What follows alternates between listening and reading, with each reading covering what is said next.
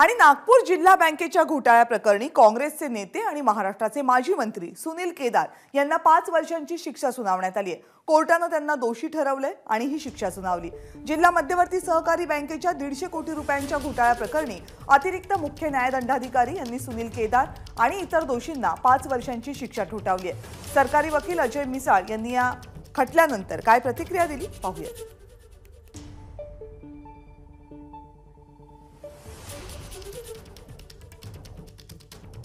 या निकालामध्ये मेहरबान न्यायालयाने आरोपी नंबर 1 सुनील केदार, आरोपी नंबर 2 अशोक चौधरी, आरोपी नंबर 4 केतन सेठ, आरोपी नंबर 7 अमोल वर्मा, आरोपी नंबर 8 सुबोध भंडारी आणि आरोपी नंबर 10 नंदकिशोर त्रिवेदी या सर्व आरोपींना IPC सेक्शन 406, 409, 468, 471 आणि 120B या कलमाखाली दोषी धरलेला आहे। तसंच आरोपी नंबर 3 संजय अग्रवाल, आरोपी नंबर 5 महेंद्र अग्रवाल, आरोपी नंबर 6 श्रीप्रकाश पोद्दार, आरोपी नंबर 10 सुरेश कोसकर यांना सफिशियंट पुराव्या अभावी निर्दोष मुक्त केलेला आहे। आणि याच संदर्भात आणखी माहिती जाणून घेण्यासाठी जाऊयात। आपले प्रतिनिधी रजत वशिष्ठ आता आपल्या सोबत आहेत। रजत, सगळ्यात महत्त्वाचं म्हणजे ही शिक्षा झाल्यानंतर सध्या सुनील केदार हे लोकप्रतिनिधी आहेत आणि लोकप्रतिनिधी कायद्यानुसार 5 वर्षांची शिक्षा होणार असेल तर काय परिणाम होऊ शकतात या शिक्षेचे?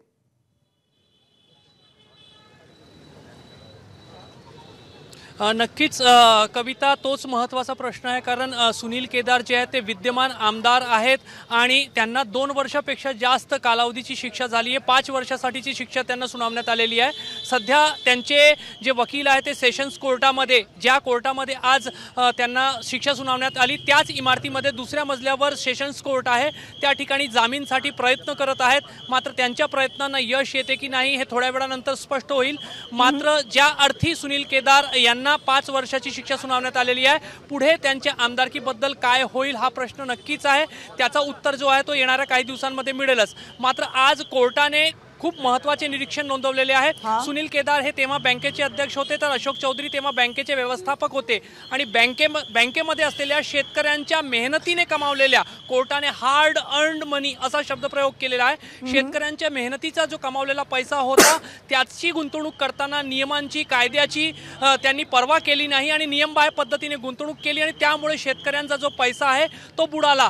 त्यामुळे ते दोषी आहेत असं निरीक्षण कोर्टाने नोंदवलेलं आहे। तर दुसऱ्या बाजूला ज्या कंपन्यांना हा तो पैसा मिळालेला होता त्या कंपन्यांचे जे काही डायरेक्टर्स आहेत, काही रोखे दलाल आहेत, ते या प्रकरणामध्ये आरोपी होते। त्यांनी पण नियमबाह्य पद्धतीने तो पैसा मिळवला। त्यांना माहित होता की अशा पद्धतीची गुंतवणूक करता येत नाही, तरी त्यांनी ते लालचमध्ये येऊन तो पैसा मिळवला आणि आपल्या कंपन्यांमध्ये गुंतवणूक करून घेतली आणि नंतर त्या कंपन्या ज्या आहेत त्या दिवाळखोरीमध्ये निघाल्या।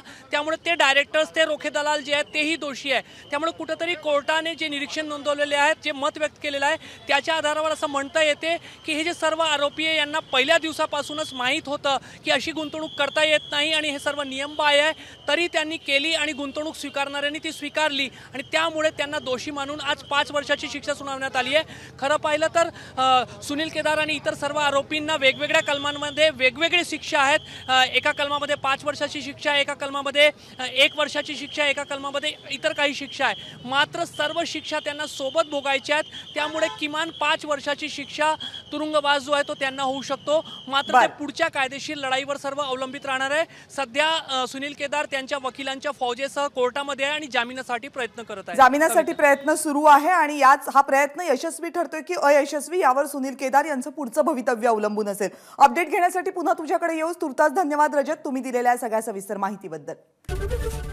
ABP माझा, उघडा डोळे बघा नीट।